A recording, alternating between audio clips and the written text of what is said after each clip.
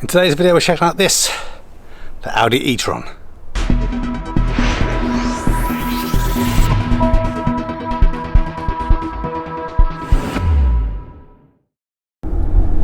Okay, so here we are on board the Audi E-Tron.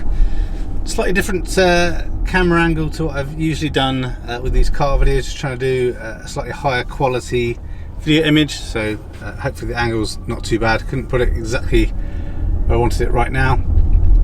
So yeah, we're testing out the Audi E-Tron 55.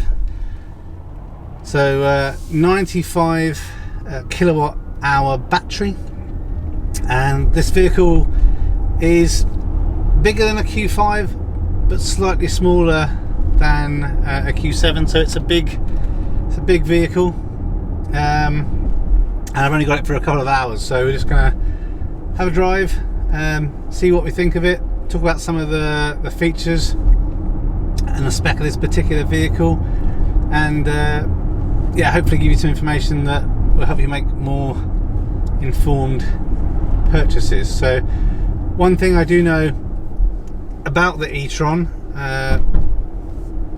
it's not the most energy efficient car, and I'm already noticing that already. So I've been stuck in slow moving traffic, so about 30 miles per hour, and we're only getting around 2 miles per kilowatt hour. So yeah, I don't think this is a car that easily does 200 miles to a full charge, which it's pretty bad really for a battery this size. So in terms of this particular vehicle, I've got the spec sheet here on the left, so when we get in a little bit better road, I'll take you through that. The first thing that's super noticeable for me as a driver is no wing mirrors. So they have these camera wing mirrors where you've got the little screens so you can see kind of what's happening. I'm sure this is something you're going to get used to, but man, it is distracting, and yeah, I'm really kind of not too sure about it. And as much as I love tech, it already costs a small fortune when some idiot smashes your wing mirror off. I can only, you know, well, I don't even want to think about how much it costs to replace a camera wing mirror. The rest of the cabin is really nice quality. The whole build quality of the car, as you expect from Audi, is fantastic. So I've had multiple Audis in the past, and again, for good or for bad, it feels just like an Audi. It doesn't feel, special's not the right word, you don't feel different because this is an electric vehicle. It feels just like any other Audi car. The other thing that I'm noticing a little bit is the regen. You can change from kind of automatic regen or manual regen, and then you have these flappy paddles, which obviously nothing to do with gear change because there's just electric motors, no gears to be thinking about, but it does adjust the power of the regen. And I found even on the strongest regen, it's not super harsh. So I'm going along at the moment at 35. Let me just take my foot off. And actually we're coasting. So actually it was on the lowest regen, so no. So I'm just going to take my foot off. And it takes a few seconds for regen to start to occur. So I'm just going to take my foot off altogether and see if you can one pedal drive in this car. Does it come to a complete stop?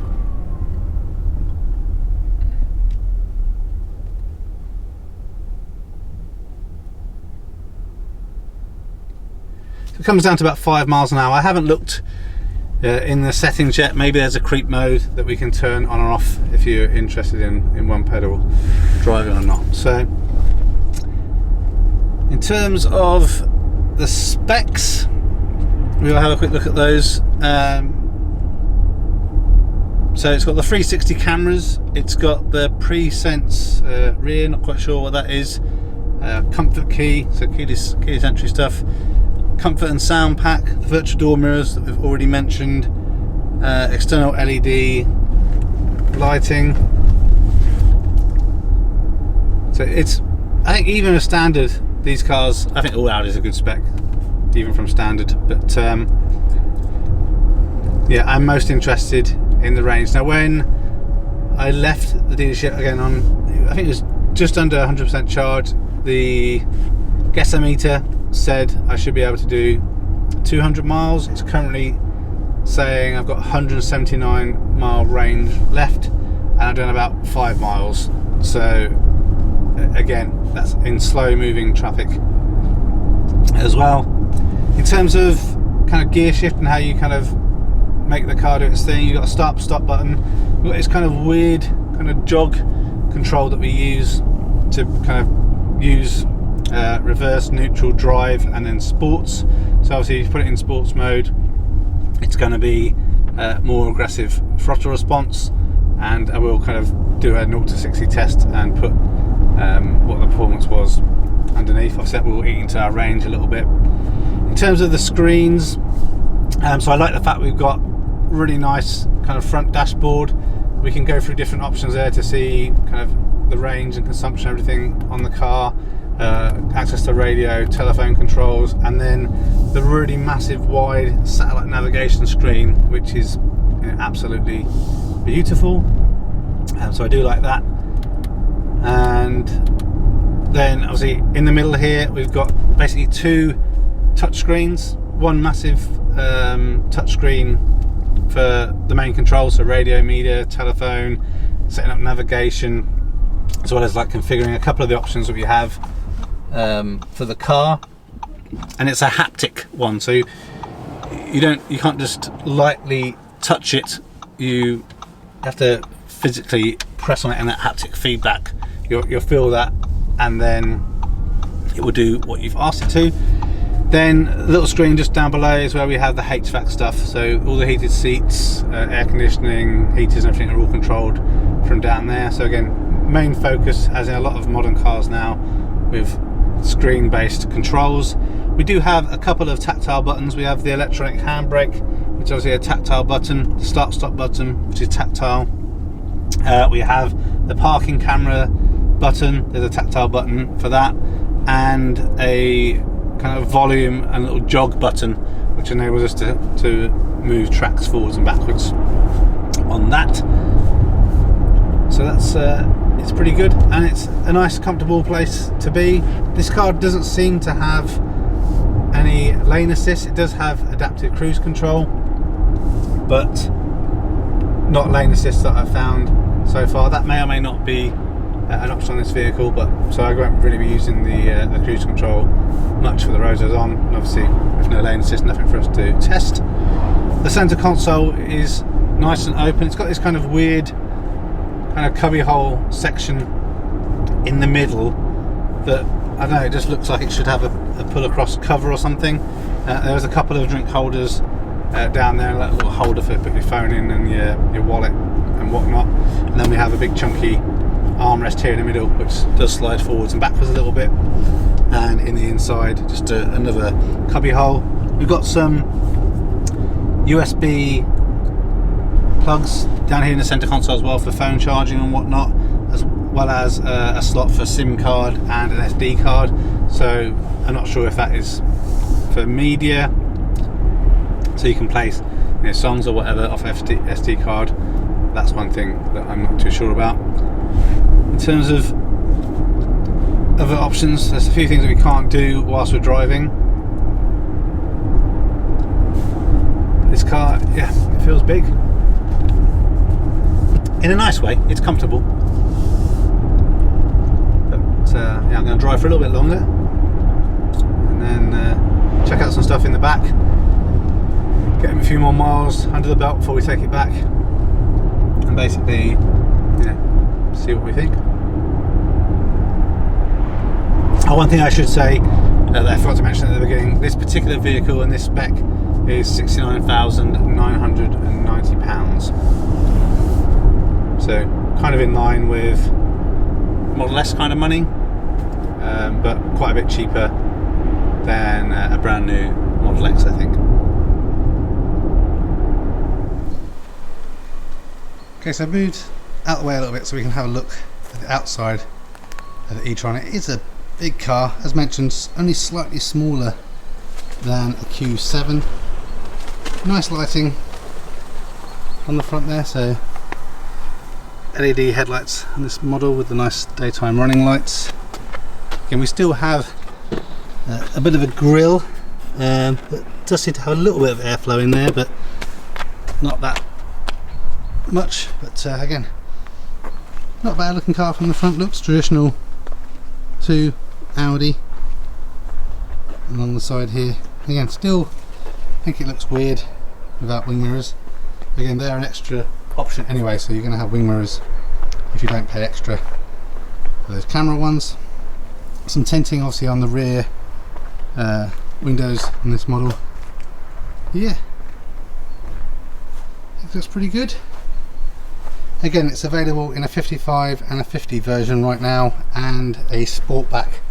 The Sportback kind of curves down a little bit more, so a little bit less headroom, still a hatch, but maybe looks slightly better styling wise than the original e-Tron itself. Nice wheels on this one as well, but again, it is a big beast of a car. Okay, so just pulled over to change the camera angle and set some things up for a little bit more driving. These are the keys to the e-Tron, and you can't see it on the camera here, but I noticed when I was getting close to the car, a little red light was flashing, which I guess is doing some communication to unlock the car. So we'll start things up and see if we can hear the little noise it makes, and it moves the seat back to your driver's profile and everything. So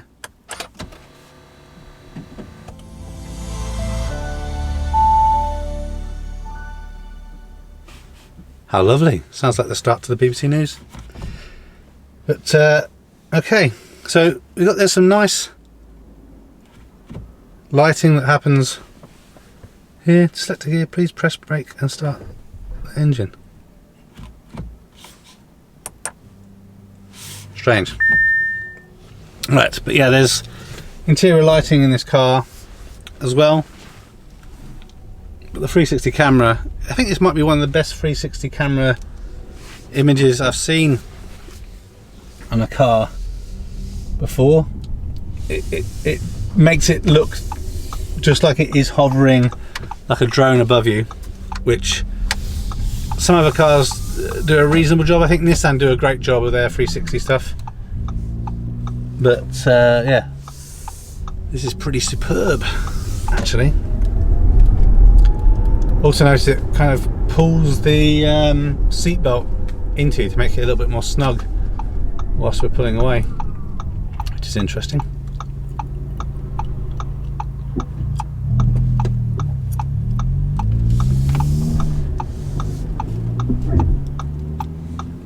You can really feel the weight of this car when you're driving it though. It's not a performance vehicle. Again, it's not slow. Like I say, I think it's just under 7 seconds 0 to 60, but it feels weighty in the corners and stuff. So yeah, it's not got a sports feel, but then, you know, it's a massive family wagon, so I guess it's not gonna feel exactly like that. But yeah, you just feel it in the corners here as I'm turning into this country lane. It's a waft machine. You can waft along without too much concern. But the one thing I do feel with this car, which I don't tend to feel too much when driving other vehicles, but I don't tend to drive cars of this size, you struggle in some ways to feel where the corners are. So yeah, I think there's a high possibility of curbing your alloys if you're not careful when you first get this car, and it's kind of settling into things.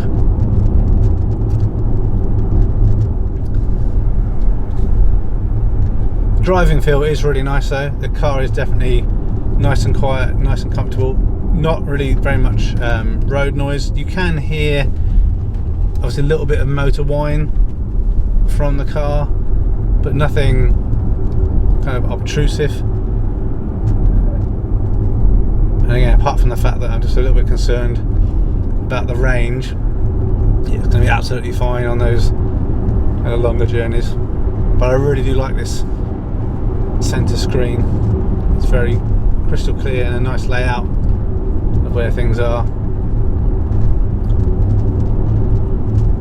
But yeah, I'm enjoying it. Up to 60 here with no problems, and we're about to go across a railway crossing, so we will listen and hear to, you know, how does the car sound as we go across here. Hardly hear a thing. Fantastic. Maybe it's just me, I always still get nervous going across railway crossings, especially when there's a load of railway men kind of sat around or stood around talking about something. You kind of wonder what it is that they might be talking about. Okay, so let's look at some of the external features. So, automatic opening boot on this model, which is pretty good. You can open and close it obviously with the internal button here and the button just above the license plate. The boot is a pretty decent size, so we can remove this little pullback strap. It feels a good size boot. I've checked and I can fit my medium sized dog crate in there. Underneath we have got a little bit more storage that obviously would have conventionally had the spare wheel, but yeah, it's pretty good. A couple of latches here so we can move the front seats down automatically, so we have a 60-40 split of the rear seats, and as you can see they don't go quite flat unfortunately, but still a big cavernous space that we can have access to. We have a little look in the side here, you can see just how far they go down. So I'm 5'10" and I adjusted the front seat to my seating position, and I've got plenty of legroom here, no issues whatsoever, and a good fist's height of room over my head, and yeah, it just generally feels pretty comfortable. There is a slight raise down the centre of the vehicle. Not sure if it's some form of transmission tunnel, if the battery's in a T formation, not quite sure. So the middle person will be slightly uncomfortable. Let's look in the back, more Olufsen speakers here. The sound system actually is pretty good in here. Some nice little cavernous pockets for kids to put their chocolate buttons and stuff in there, and you'll forget about them. Magazine holders here, and just a vent and stuff in the centre console here, and a little 12-volt socket right down the end there. Is that little raised ledge that I mentioned. I have seen on some versions of the E-Tron there is electronic climate control access that we have at the back. These seats are really comfy front and back, but you can see a little bit more so on the front. I'm not sure how well they're going to wear. They seem to kind of wrinkle a little bit, perhaps because they're such soft leather. But we also have an armrest with some extra storage in here. Again, perhaps kids will keep some stuff in there or whatnot, I don't know, but yeah, so that's it pretty much in the back. Also got adjustable headrests as well. There's not great visibility out of the rear, but when you're driving actually it's not too bad. Obviously I've got the tailgate open at the moment, but nice cream, or I guess light interior. Personally I prefer black, but yeah, the back of the E-Tron is a pretty nice place to be. Okay, so look at the charging. On both sides of the E-Tron we have these funky charging doors. So we're currently on the left hand side, so type 2 charging here on the left, and a little charging indicator. Again, I think these are cool, but they're a little bit flimsy, and I do wonder what happens and how much they cost when they get broken. Just go around to the right hand side, obviously in the UK being the driver's side, and open this one up, and here we again have type 2, but also under there the adapter for CCS charging. So pretty cool that you have flexibility to be able to at least slow charge on both sides, and yeah, they've done a quite good job of hiding it. I think one issue may be that it's quite a long way from the front, and many kind of chargers that aren't at home yeah, they don't tend to have the longest leads, do they? So that may be a slight charging issue. Okay, so have a look around the front compartment for the E-Tron. So again, driver's side door, memory seats, access to open up the boot there, and controls for obviously the windows. These are those strange cameras that I'm not sure about. So we have the wing mirrors, the wing cameras, or whatever you want, door cameras. I don't know the proper word for it. And we'll see when we close it in a moment what that looks like. Electrically adjustable seats, and again, this is, we can see a little bit more kind of creasing. I don't know, I think it's going to wear quite well. Just a slight concern. My other Audis have always had really kind of hard wearing seats. So let me shut this door. That's how we can see what it looks like. You can touch it, and then you can kind of adjust the camera a bit. It's a bit, yeah, I'm not sure about it. I really am not sure about it. Night mode or something, I don't know. Yeah, I'm not keen. I don't think I would add that as an option. Everything else seems pretty nice in here. As mentioned earlier, cubby holes, a little bit to cover up there. You can't see my mask, but a bit to put your phone in. It didn't seem to have, it has got contactless charging, I think. Just seems a bit weird with my iPhone 8 Plus there. It's a bit big. Centre armrest that moves forwards a little bit, I think, like this. And again, inside just a little cubby hole. And then at the front here, we've got the SIM card, SD card slot, and the 2 USBs that I mentioned.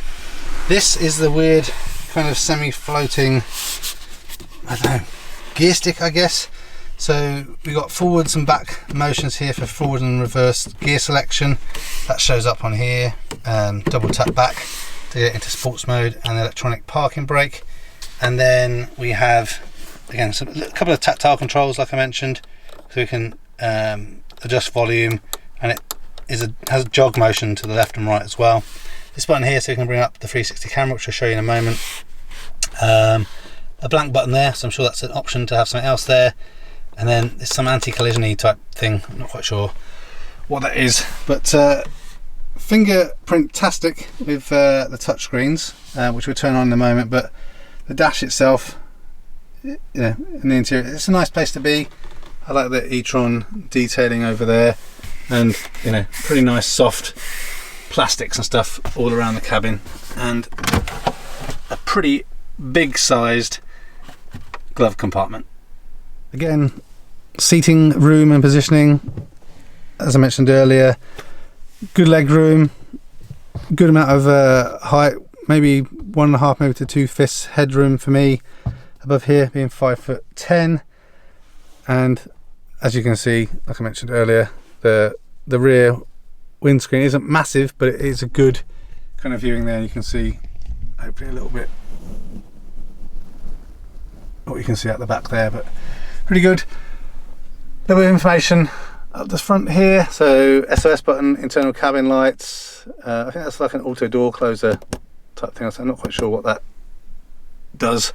But then it's a little bit of accent lighting that comes down and kind of lights up this area down here. And then just in here on the doors, we have some door lighting, which we would see at night time. So let's turn things on. So we have a more traditional start-stop button just here.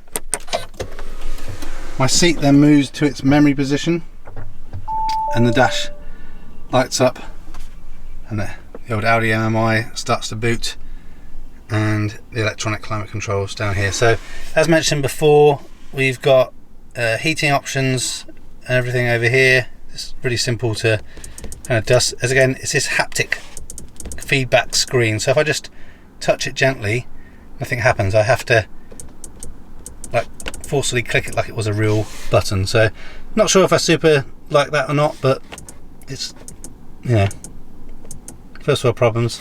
You will soon get used to it. A couple of buttons here, the drive select, which changes some of the information up here to increase or decrease efficiency. Look at all those fingerprints on there. You can turn some of the traction control features off. Some of that drive select is also adjusting some elements of the suspension as well. You can feel it kind of moving slightly in the car. And then we have, you know, another push button for the heating the front and rear windscreens. The media center itself, again, this haptic feedback thing takes a little bit getting used to, but it's all big, nice, easy buttons to use. Sounds pretty good. Mute that before we get in trouble. So we've got more options for media over here for Bluetooth and stuff. I don't think there's options for Apple CarPlay and stuff, but again, I haven't checked that out. Put some notes down below if that is a thing. Navigation, nice big screen that comes up here, but we can also adjust it on the dashboard here as well, which I really like. I really like how clear that becomes and helpful for the driving. Purchases in here, so this is where you can get some additional Audi apps and stuff. Again, I don't know what features are available. It's similar to my BMW I had in the past, where you can kind of pay to get some additional stuff, information on news, messaging, weather and whatnot. See if that loads up anything or not. There we go. Cool. So then if we go into the car settings, which is some of the stuff that's a bit more interesting. So drive select, which we had access to from these lower down buttons anyway. Information about the car, so a little bit about the range. We can put in range mode, which reduces some of the HVAC systems. Charging efficiency stuff, so this will give some legacy history about charging, you know, and scheduling charges and whatnot. Energy efficiency assist, this is where you can have manual or the automatic regen. So as mentioned before, we've got these controls on either side. You push the plus to reduce regen and the minus to increase regen, which seems a little bit odd, but that's how it seems to work. Then information about driving seats and stuff, but not really too much else going on in terms of what we can do in terms of an electric vehicle specific controls here. So I think that's the main things to look at. In terms of the steering wheel, multifunctional steering wheel, so we can control some of the screens up the front here with this menu button here, so we can go through, depends what screen we're on. The left and right buttons move us through the different screens that are available. So we have the nav information about economy and stuff, as you can see here. Not doing too great with the economy right now. You can scroll up and down to see some of the long-term information that we've got on that. And we also have access to Bluetooth device information, telephone information, and then back to nav. So about 4 different screens that we can configure on the main screen. Indicator stalks in the usual places, and the wipers, I'm assuming they've got auto wiper function, which you can't see very well. Yes, they have. Some tactile buttons, well, semi-tactile buttons over here for automatic light. It's kind of weird, you kind of touch it and it kind of changes on the screen. I don't know if you can see that, but it's weird. So not too sure about that. No performance pedals, just little normal black pedals, and here we have a control for adaptive cruise control just down here. So I think that's pretty much it for the inside. Again, nice place to be as you're driving along. I'll do a little overview so you can see kind of what some of the dash looks like, but yeah, it's a nice comfortable place to be. I'm just really not sure about those little fake wing mirrors. Okay, so have a little look under the bonnet. So conventional pull tab to open up the front bonnet like you would have on a combustion engine. A little bit strange, maybe it's on the same on all Audis, but it's changed since I have one. It's a little kind of flip switch that you use to gain access to open the bonnet itself. That's what things look like. So washer fluid bottle here. And then this is our little frunky thing, which it's pretty small, but place where we can keep the chargers. So you've got your 3-pin kind of plug-in-able charging unit there, and then your mobile stuff that you use at a public charger. So enough that you can keep those out of the boot, but not a massive front fruit space, whatever you want to call it.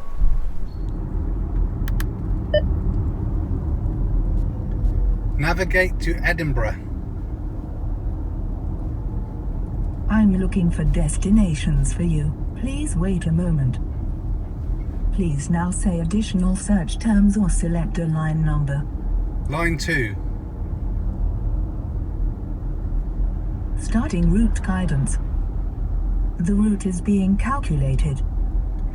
So this will be interesting because obviously it's further away than we have range for. So yes, we do want. Gotta use that haptic button. So now it's calculating charging points, I assume. Nice, instavolts and ionities. So that looks good.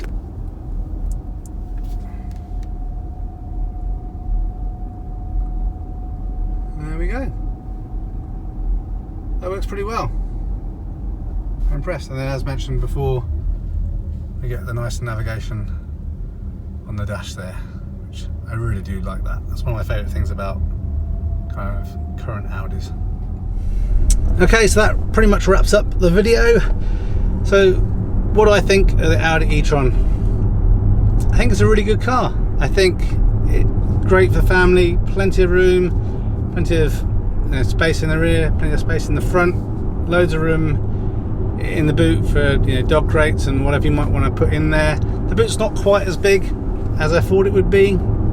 Things that I don't really like, I'm not a fan of these camera wing mirrors, as I mentioned before. To be honest, when the seatbelt kind of grabs you in a little bit, it does feel a little bit odd as well. The main thing that I still just can't get over with this car is the range. It's just so not energy efficient. It's a worry, and I think that's the thing that really kind of puts me off. So if we just look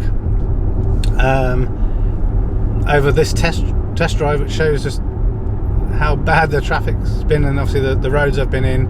So my average speed has been 19 miles per hour, and I've managed to average 2.1 miles per kilowatt. It's not good. So obviously 95 kilowatt battery. I'm not sure how much of that is usable, but I think if you're, I don't know, I don't even know if you're going to get 200 miles in the summer, even if you're being careful. I'm not sure. I'll do some calculations and put them down below, but yeah, I've done, yeah, not sure.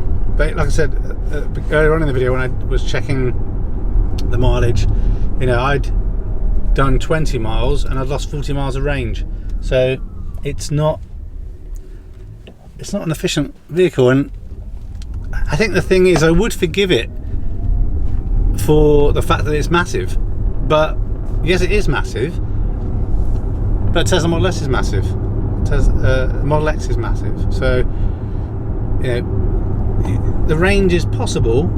I just don't think Audi let themselves down here, because I don't know if you're buying this car to just be a local runabout. It's not got that much more range than my wife's 40 kilowatt Nissan Leaf. So that's really the only thing that, if I was buying this car, I need to sit and think about. Is probably, for most people, unless you've got a really long commute and you don't have options to charge everywhere,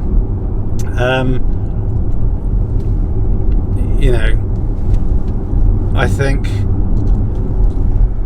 I'm just not sure if it, on those longer trips. For me, I want a car that can definitely do 200 miles. I don't need more than that.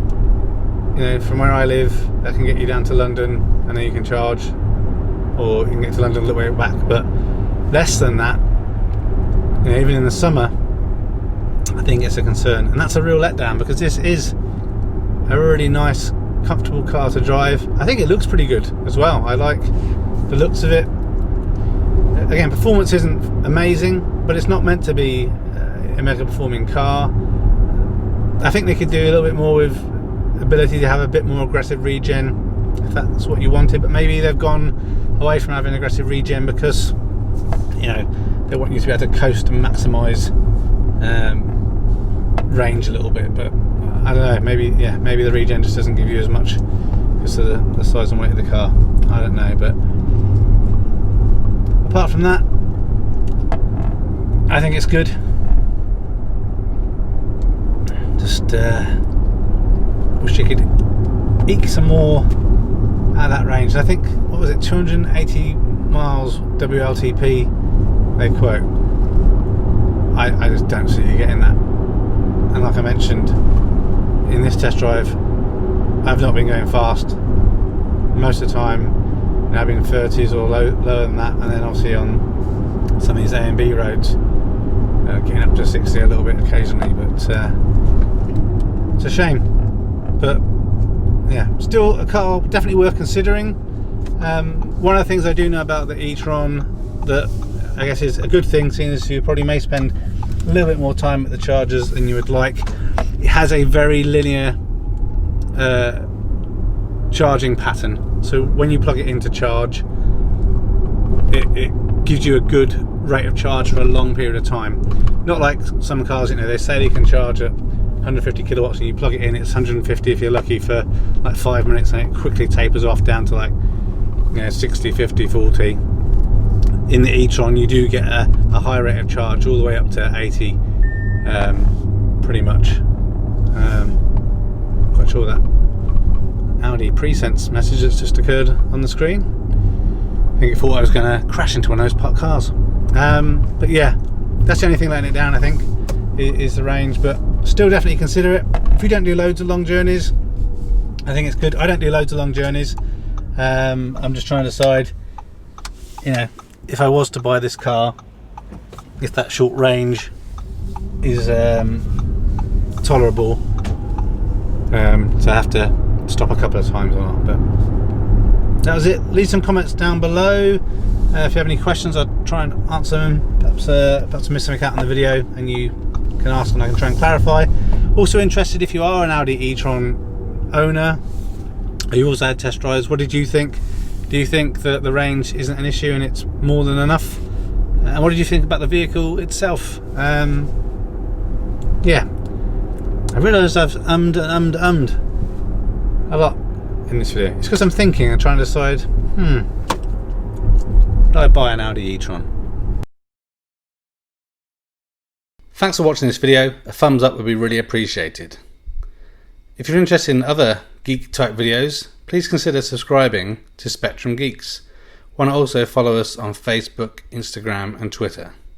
And before you leave, why don't you check out one of these other videos that may be of interest. Thanks again for watching.